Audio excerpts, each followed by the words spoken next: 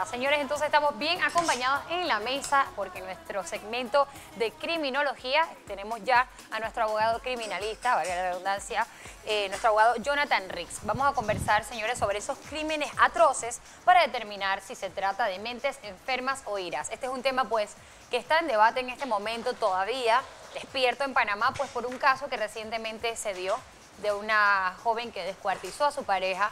Mucha gente se pregunta si esto es locura o una persona que no tiene problemas mentales puede llegar a esto. Buenos días. Sí, buenos días. Bueno, en primer lugar vamos a definir lo que es violencia, ¿no? O la atrocidad con la que se puede cometer un crimen. De acuerdo a la Organización Mundial de la Salud, se dice que es el uso intencional de fuerza o poder físico como amenaza o efectivo contra uno mismo, otra persona o contra un grupo o comunidad, que da como resultado, tiene una alta probabilidad de dar como resultado lesiones, muerte, daño fisiológico, falta de desarrollo o privaciones. En este sentido, comentando pues la situación del acto cometido por la señora que está siendo procesada o imputada por el crimen hacia su pareja, señalar de que en el caso de los crímenes pasionales habría que ver la presión psicológica a la que era sometida, porque de acuerdo a las investigaciones fue víctima por muchos años de violencia doméstica. Ajá. ¿Qué pasa, por ejemplo? Que la puede llevar en un momento dado a tener un lapsus mental de violencia que termina en un acto de ira irracional y comete el delito del que se le está acusando. Cuando hablamos de lapsus mental es que la mente se bloquea en ese, o sea, en un momento determinado y ella no está consciente de lo que realmente está haciendo. Lo irracional o lo atroz va a depender mucho de las causas que giran en torno a su vivencia y a su estado psíquico en el momento del hecho. Correcto. Habría que ver los factores que predisponen esa conducta criminal de esta persona y señalar que sí hay un bloqueo producto de la acumulación de sentimientos, porque las personas van acumulando sentimientos de odio, de represión, de ira o descontrol que motivan una acción de tal magnitud. Sin embargo, no se puede confundir el tema de una acción generada producto de violencia psicológica o violencia física a la cual haya sido sometida con el tema de decir que es un descompensado mental o una persona que sufre una enfermedad mental como tal. Eso es diferente. Son dos cosas totalmente distintas. Diferentes. ¿Cómo lo evalúa a la hora de las investigaciones? O sea, ¿cómo se evalúa y se llega a determinar que o esta persona sí tiene un, no sé si llamarlo desequilibrio mental o alguna condición mental, o simplemente fue producto de la molestia, acumulación, la ira, la acumulación de sentimientos? Bueno, para eso hay que tener presente de que los organismos de investigación criminal tienen estrecha colaboración con el Instituto de Medicina Legal y Ciencia Forense, quienes deben de practicar una prueba psiquiátrica, psicológica, forense, de forma tal de poder establecer o no el estado mental de la persona. A eso hay que sumarle los estudios que hayan previo, porque si bien se cometió un hecho en contra de que está tipificado como homicidio, habría que ver las posibles atenuantes que puedan demostrar, en este caso la defensa, si sea particular o del Estado, y demostrar de que efectivamente fue un acto de defensa legítima o que estaba siendo expuesta a una violencia y ella en defensa propia. Porque su vida estaba expuesta. Estaba expuesta, reaccionó de esta manera. Una pregunta, si esta persona, por ejemplo, o una persona, no voy a referirme a este caso específico, una persona es sometida a violencia doméstica, pero no denuncia nunca la violencia doméstica, ¿cómo se prueba que ha sido sometida, que ha habido violencia doméstica? Acuérdese que el solo hecho de la denuncia propia de la persona no es solamente lo que se puede utilizar como prueba. Los vecinos, los testigos, familiares y otras personas que puedan dar testimonio de la violencia que era ejercida contra la persona son elementos de prueba en un momento dado que puede utilizar la defensa como atenuante al hecho investigado. Pregunta, ¿qué pasa, por ejemplo, si se confirma que esta persona, pues sí, fue víctima de abuso, ella pues de cierto modo perdió la cabeza, llegó a su momento pues de A su clímax, límite. a su límite, ella decidió acabar con la vida del caballero. La pena o el castigo es distinto a una persona que lo hizo simplemente por placer. Cada caso es particular.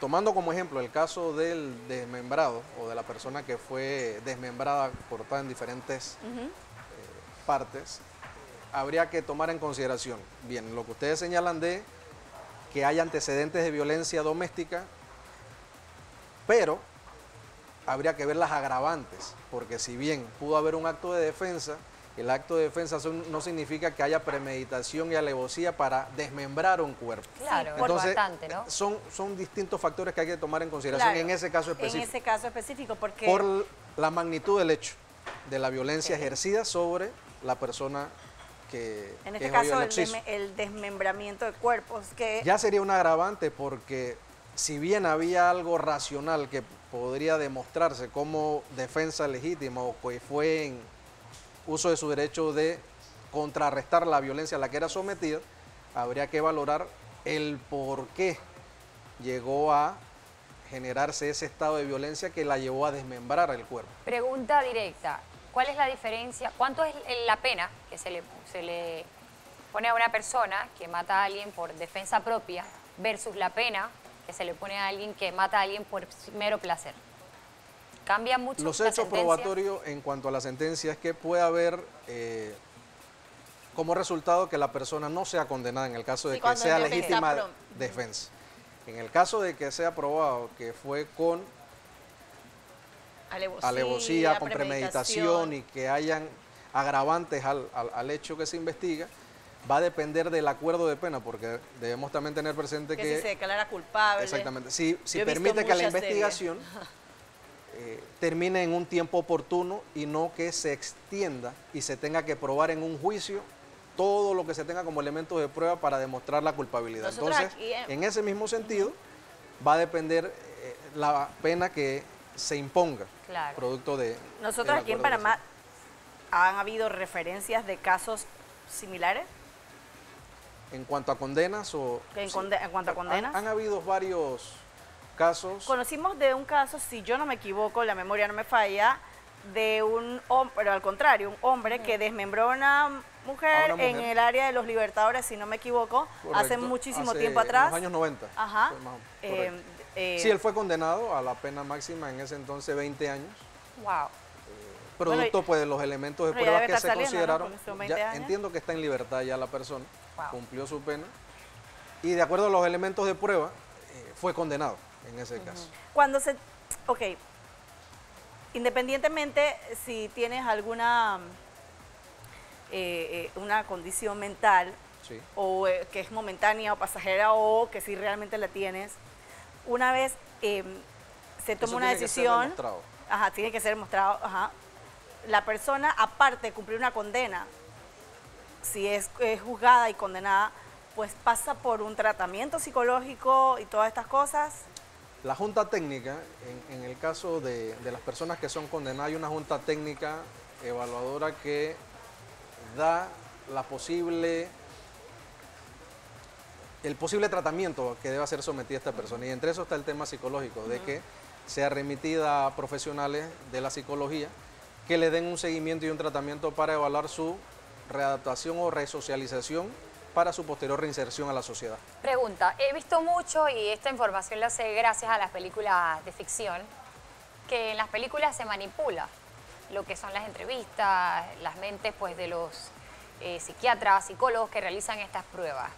¿Esto es posible que una persona realmente, como sale en las películas, se prepare para manipular las mentes y pretender que tiene un problema mental?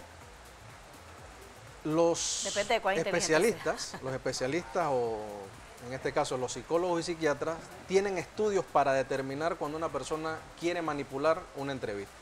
Entonces, Que son gente muy brillante. habría que tener presente de que estos especialistas tienen esa capacidad de poder detectar en Claro. tiempo oportuno una posible manipulación y también para ellos es objeto de estudio los psicópatas, que son personas que nunca se alejan de la realidad, que tienen la capacidad histriónica de generar historias no Wow. reales.